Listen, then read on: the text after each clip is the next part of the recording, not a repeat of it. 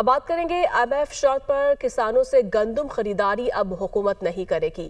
हुकूमत सिर्फ स्ट्रेटेजिक ज़खायर के लिए गंदम के इजरा को कंट्रोल करेगी। गंदम की स्टोरेज और कवरेज अखराजात हुकूमत बर्दाश्त करेगी। हुकूमत ने 20 कंपनियों को प्री क्वालिफाई कर लिया है। जल्द फाइनेंशियल बिडिंग होगी। कम अज कम 10,000 टन और ज़्यादा से ज़्यादा 2.5 लाख टन खरीदारी की शर्त रखी गई है। इसी पर मज़ीद बात कर लेते हैं। ज़िशान यूसुफ सही हमारे साथ मौजूद है। जी बताइएगा ज़िशान, मज़ीद क्या शराइत सामने आई है?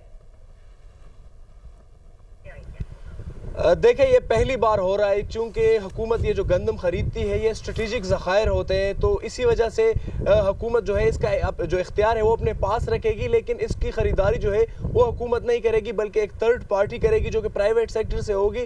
और इस गंदम की जो सारी अदायगियाँ हैं वो थर्ड पार्टी ही करेगी। सिर्फ जो स्टोरेज कॉस्ट है या उसको जो कवर करने का कॉस्ट है वो हुकूमत अदा करेगी। लेकिन इसमें शर्त ये है कि ये जो थर्ड पार्टी गंदम खरीदेगी किसानों से, तो ये रिलीज़ भी जो है हुकूमत के कहने पर ही करेगी, इसके अलावा नहीं करेगी। और इसके लिए कुछ जो शराइत है वो भी तय किए गए हैं कि जितनी जो पार्टीज़ आई हैं, जितनी कंपनियां आई हैं, तो वो कम से कम जो है वो 10,000 टन गंदम जो है वो खरीदेगी।